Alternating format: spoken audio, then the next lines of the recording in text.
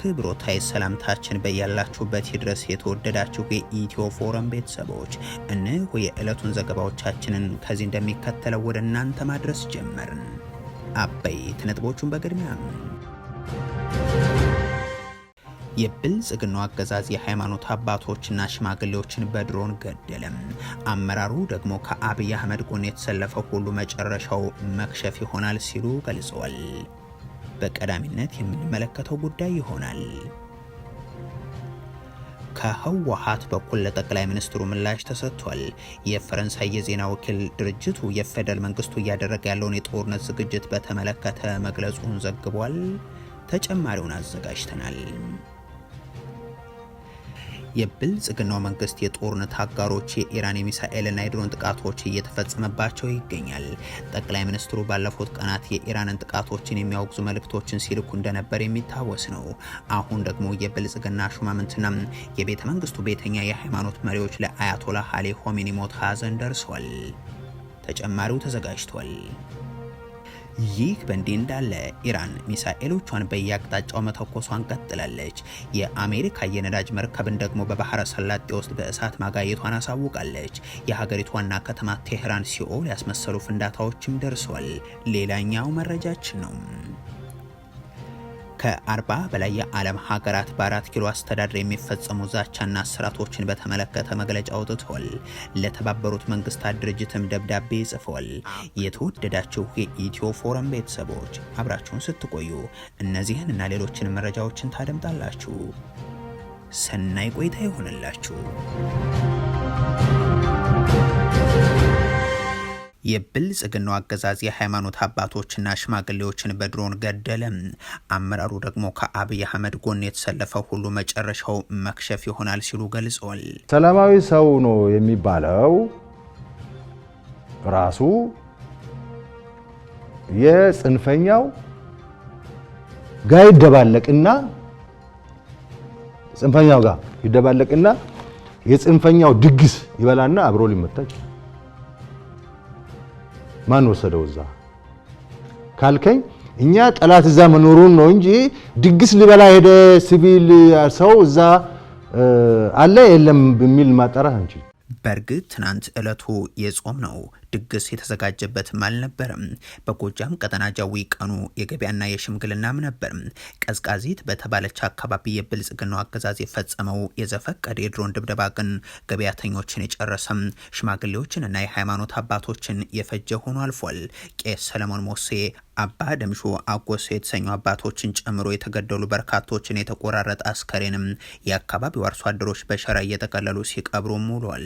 2 ልጆቻቸው በተአምር የተረፉላቸው አባትና ለበርካታ ዓመታት በአካባቢ የሚታወቁ አባቶችም ስለ ጥቃቱ እንዲህ ይገልጻሉ። በጣም የሚያስለቅስ የሚያሳዝን ኃይለ ሥላሴ ጀምሮ እስካሁን ድረስ እንኳን ስንቆይ እንዲህ ያለ ታሪክ አይተናል እና እንዲህ ያለ ክስተት ተፈጥሮብናል። እንግዲህ እሱ ይመልሰው። የተጣለው ቦምብ በቁም የሚያቃጥል ስለሆነ ሁሉም ተቆራርጦ ተቦጫጭቆ ነው ባይናችን ያለው። የኔ ልጆች 2 ህፃኖች ፑሉ ላይ ነበሩ። እግዚአብሔር አምላክ አባት ያው አትርፎኝ። በዚህ የድሮን ጥቃት የተገደሉትን ሲቀብሩ የቆሰሉትን ደግሞ ወደ ጤና ጣቢያዎች ሲያጓጉዙ የነበሩ የአካባቢው ነዋሪዎችም ይቀጥላሉ።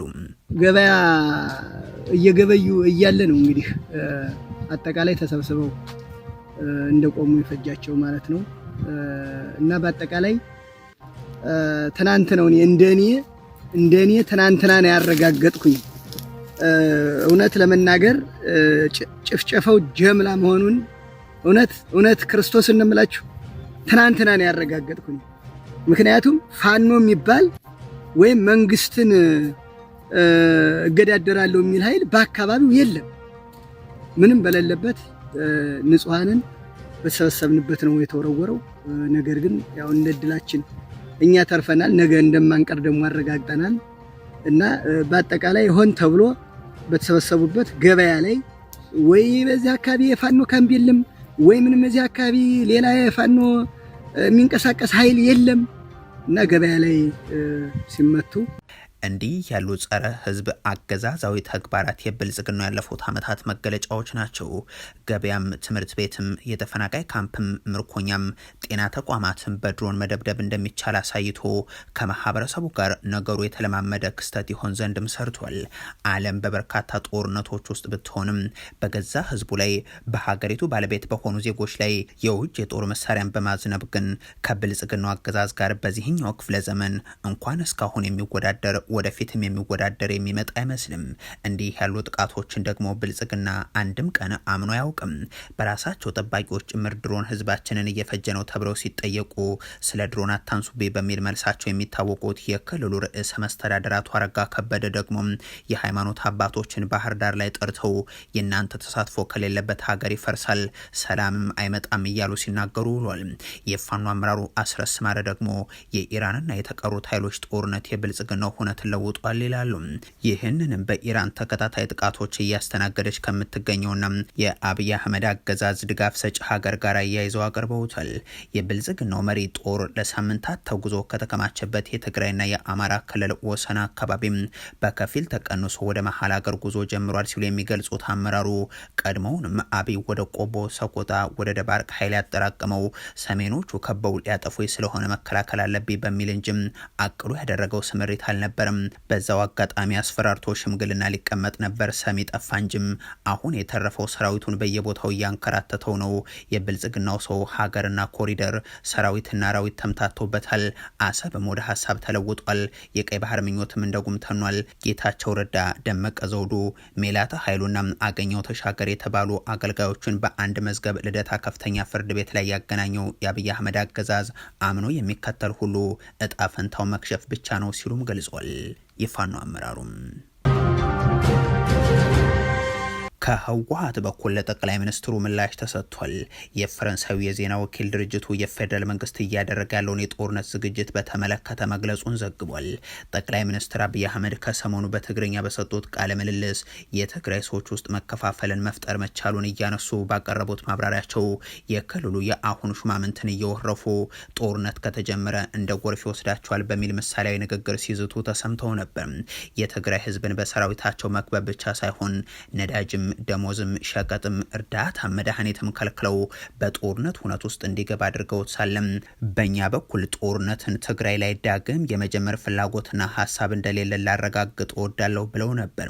የብልጽግናው ፕሬዚዳንት ከሰሞንኛው የአገዛዙ የጦርነት መሰናዶ ጋር በተያያዘም ለኤኤፍፒ የዜና ወኪል ምላሽ የሰጡት የህወሓቱ ምክትል ሊቀመንበር አቶ አማኑኤል አሰፋ ደግሞ የፌደራል መንግስት ባለስልጣናት ለጦርነት ዝግጅት እያደረጉ ስለመሆኑ ገልጿል።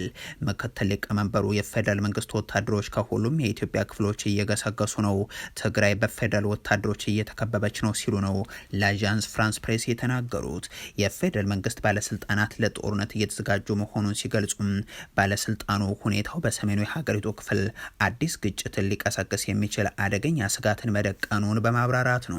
ኤኤፍፒ ላለፉት ሳምንታት በርካታ የብልጽግናው መንግስት ወታደሮች በትግራይ ክልል ድንበር መከማቸታቸውን የትግራይ ኃይሎችም እዛው ስፍራ ላይ መስፈራቸውን በዘገባው ጠቅሷል። በእርግጥ ምክትል ሊቀመንበሩ ከሰሞኑ በነበራቸው ቃለ ምልልስ ወቅትም በአማራ ህዝብ ላይ በሚደረግ ጦርነት እንድንሳተፍ ተጠይቀን አለመቀበላችን እንዲሁም ቀይ ባህር አጀንዳን ተቀበሉ መባሉን ተከትሎ ወደ ጦርነት የሚወስድ ከሆነም አንቀበልም ማለታቸውን አንስተው የጦርነት ነጋሪት እየተጎሰመ ነው ሲሉ መናገራቸው የሚዘነጋ አይሆንም። ፋኖንን እንድናጠፋ የጦርነቱ አካል እንድንሆን በተለየ ጊዜ ጥሪ ቀርበዋል። የቀይ ባህር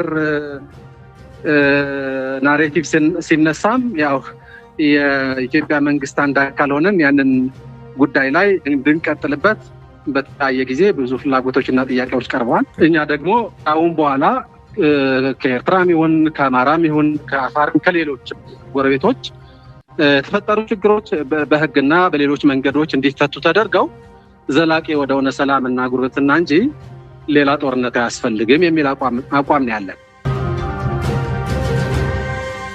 የአብይ አህመድ የጦርነት አጋሮች የኢራን የሚሳኤልና የድሮን ጥቃቶች እየተፈጸሙባቸው ነው። ጠቅላይ ሚኒስትሩ ባለፉት ቀናት የኢራንን ጥቃቶችን የሚያወግዙ መልእክቶችን ሲልኩ እንደነበር የሚታወስ ነው። አሁን ደግሞ የብልጽግና ሹማምንትና የቤተ መንግስቱ ቤተኛ የሃይማኖት መሪዎች ለአያቶላ አሊ ሆሜኒ ሞት ሀዘን ደርሰዋል። ኢራን አብይ አህመድ ከሰሞኑ ለራሳቸው ይሁን በተለያዩ የመገናኛ ብዙሃን በኩል እንደተዘገበው በአቡዳቢ ትዕዛዝ ለሱዳኑ አማጺ ኃይል አርኤስኤፍ ጦር መሳሪያ ለመሸመት በግልጽ ለማወቅ አዳጋች ቢሆንም ወደ አዘርባይጃን ወታደራዊ ጉዞን ማድረጋቸው ይታወቃል። የተባበሩት አረብ ኤሚሬቶች ይህንን አገዛዝ የምታስታጥቀው ጦር መሳሪያ እየገደላቸው ያሉ ኢትዮጵያን ጉዳይም የሚታወቅ ነው።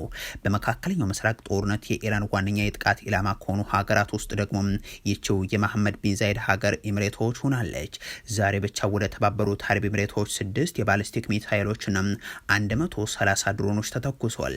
አብዛኞቹ ሲከሽፉ 1 ሚሳኤልና 6 ድሮኖች ግን ሀገሪቱ ውስጥ መውደቃቸውን የመከላከያ ሚኒስትሩ ይገልጻል። በዚህች ሀገር በመካከለኛው ምስራቅ ጦርነት የተገደሉና የቆሰሉ ሰዎች በድምሩ አሃዛቸው ወደ 100 ተጠግቷል። ኢራን ከትናንት በስቲያ ያለ ብልጽግናም ሌላኛዋ ጦር መሳሪያ አቅራቢ በሆነችው ቱርክ ላይም ጥቃት ሰንዝራ ኔቶ ማክሸፉን አሳውቆ ነበር። ዛሬ መነጋገሪያ ሆኖ የዋለው ጉዳይ ደግሞ ኢራን ከሰሞኑ አብይ አህመድ የሰነበቱባት አዘርባይጃን ላይ የፈጸመችው ድብደባ ነው። የእስራኤል ቁልፍ የነዳጅ አቅራቢ ሀገር የሆነችው አዘርባይጃን ላይ አንድ ሰው አልባ አውሮፕላን በናክችቫን ራስ ገዝ ሪፐብሊክ በሚገኘው የአውሮፕላን ማረፊያ ተርሚናል ህንፃ ላይ ጥቃት አስተናግዳ ሰዎች ቆስሏል። ሌላኛው የድሮን ጥቃት ደግሞም በሻራ ካባድ መንደር በሚገኝ የትምህርት ቤት ህንፃ አቅራቢያ ነው የተፈጸመው። ይህንን ጥቃት ተከትሎ ልጃቸውን ወደ አዲስ አበባ ልከው ከዛም አብይ አህመድን ወደ ባኩ ተቀብለው በቅርቡ የተለመደውን የጦር መሳሪያ ግብይት ንግግር ያደረጉት የሀገሪቱ ፕሬዝዳንት ኢልሃም አሊየቭ የሀገሪቱ ጦር ኃይሎች ለአጸፋ እርምጃ እንዲዘጋጁ ትዕዛዝ ማስተላለፋቸውን ይፋ አድርጓል። ጥቃቱ በሀገራቸው ላይ የተፈጸመ የሽብር ድርጊት እንደሆነም ተናግሯል። ኢራን ተጠያቂ እንድትሆን ጥሪ ማቅረባቸውም ተዘግቧል። የኢራን መንግስት በበኩሉ ጥቃቱን እንዳልፈጸመ በመግለጽ ክሱን አስተባብሏል። ብልጽግና የጦርነት ፕሮጀክት የውጭ አጋሮቹ እንዲህ ባለ ሁኔታ ውስጥ ሲገኙ፣ ጠቅላይ ሚኒስትሩ ደግሞ በኢራን ጥቃት ተጎዱ ያሏቸውን የመካከለኛው ምስራቅ ሀገራትን ድጋፋችሁ አይለየኝም በሚል ሲገልጹ ሰንብተዋል። ወደ ኩዌትና ወደ ኳታር ያደረጓቸው የስልክ ልውጦችም የሚታወሱ ናቸው። የውስጥ የጦርነት አጋሮቻቸው ውስጥ የተወሰኑት ደግሞ ወደ ኢራን ኤምባሲ አምርተው ሀዘናቸውን ሲገልጹ ብሏል። መርህ ነውር በሆነበት የብልጽግናው መንደር የውጭ ጉዳይ ሚኒስትር የመካከለኛው ምስራቅና የእስያ ጉዳዮች ዋና ዳይሬክተር የሆኑት አምባሳደር ደዋኖ ከድር ለኢራን ሀዘን እንዲገልጹ ተልከዋል ተብሏል።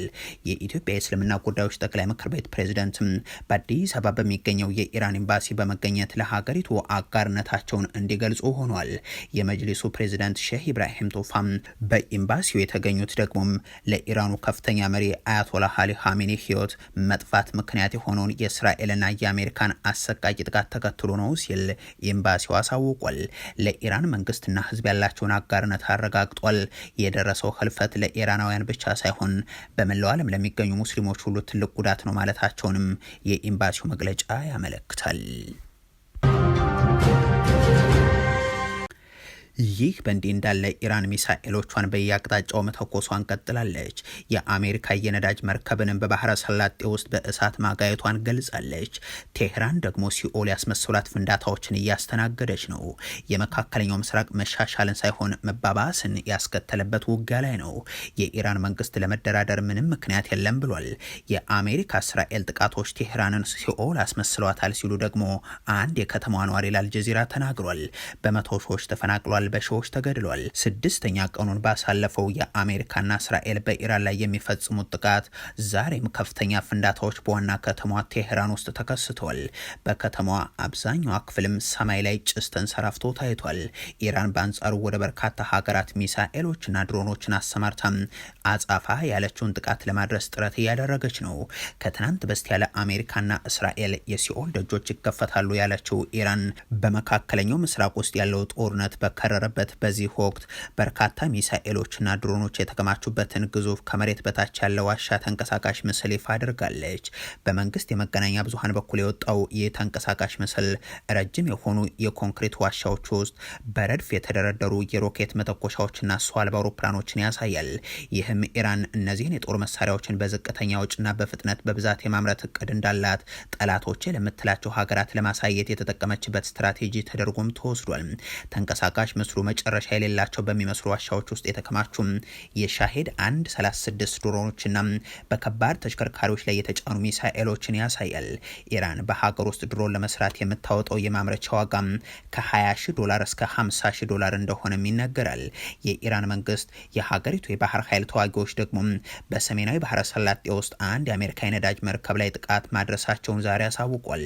መርከቧ በፋርስ ባህረ ሰላጤ የሰሜናዊ ክፍል በሚሳኤል ተመታለች፣ በእሳት ምነዳለችም ብሏል። ተባብሶ በቀጠለው በዚህ ጦርነት በሌላ ጦርነት ውስጥ የሚገኙት የዩክሬኑ ፕሬዝዳንት ቮሎዲሚር ዜሌንስኪ ከአሜሪካ በኩል ድጋፍ ተጠየቁ ማለታቸው ደግሞ አነጋጋሪ ሆኗል። ስለ ኢራን ድሮኖች ነው ድጋፍ ተጠይቀናል ሲሉ ያሳውቁት። እስራኤል ደግሞ በአላስቃ መስጂድ የሚደረገውን የአረብ ጸሎትን ሰርዛለች። የግብፁ ፕሬዝዳንት አብዱል ፈታህ አልሲሲ በበኩላቸው በጦርነቱ ሳቢያ የኢኮኖሚ ቀውስ አስቸኳይ ጊዜ ሁኔታ ላይ ለመድረስ ተቃርበናል ሲሉ አስጠንቅቋል። የእስራኤሉ ጠቅላይ ሚኒስትር ቤንያሚን ኔታንያሁ በደቡባዊ እስራኤል በሚገኘውና የእስራኤል እንደዚሁም የአሜሪካ አየር ኃይል አባላት በጋራ በሚገኙበት የኦቫድ የአየር ኃይል ጦር ሰፈር ተገኝተው እስራኤልና አሜሪካ በኢራን ላይ በሚያደርጉት ወታደራዊ ዘመቻ ያላቸውን የጋራ ትብብር ታሪካዊ ሲሉ ጠርተውታል። በኢራን የሚገኘውን አሸባሪ ስርዓት እንደዚሁም በሊባኖስ ያሉ አሸባሪ አካላትን ኢላማ ያደረገውን ጥቃታችንን አሁን ማጠናከርን ቀጥለናልም ነው ያሉት። እስካሁን በዘመቻዎች የተገኙ ውጤቶች ከፍተኛና ትርጉም ያላቸው ናቸው ያሉት ኔታንያሁ፣ ይሁን እንጂ አሁንም ከፊት ለፊት የሚጠብቀን ሰፊ ስራ ስለመሆኑ መገንዘብ አለብን ይላሉ። የኢራን የውጭ ጉዳይ ሚኒስትር ደግሞ አሜሪካና እስራኤል በቴህራን በተለይ የሚፈጸሙ ጥቃቶችን ሆነ ብለው ሲቪሊያን ላይ በማድረስ ንጹሃንን እየገደሉ ነው በማለት ከሷል። ባሳለፍነው ቅዳሜ እንኳን ኢራን በሚናብ ትምህርት ቤት ላይ በተፈጸመ የእስራኤል ጥቃት ሳቢያ 175 ሴት ተማሪዎችና ሰራተኞችን ጨምሮ ቢያንስ እስካሁን በድምሩ 1230 ዜጎቿ በጦርነት እንደተገደሉባት ትገልጻለች።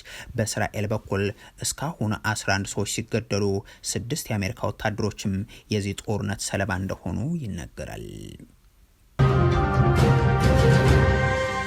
ከ40 በላይ የዓለም ሀገራት በ4 ኪሎ አስተዳደር የሚፈጸሙ ዛቻና እስራቶችን በተመለከተ መግለጫ አውጥቷል።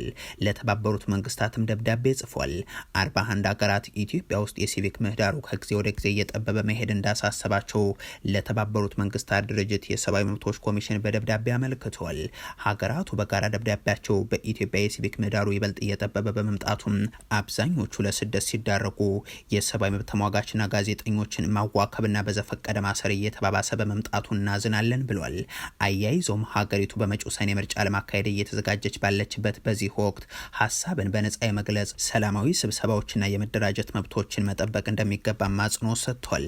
ነጻና ፍትሃዊ ምርጫዎች እንዲደረጉም የሲቪልና ፖለቲካዊ መብቶችን ለሁሉም ማክበር እንዲሁም ነጻ የሲቪክ ማህበረሰብና ነጻ የመገናኛ ብዙሃን ምህዳር ቅድመ ሁኔታዎች መሆናቸውን የሚያመለክተው ይኸው ደብዳቤም ኢትዮጵያ አሁን ያለውን አሉታዊ አካሄድ በመቀልበስ ዓለም አቀፍ የሰብአዊ መብቶች ግዴታዎቿን እንድትወጣም ጠይቋል።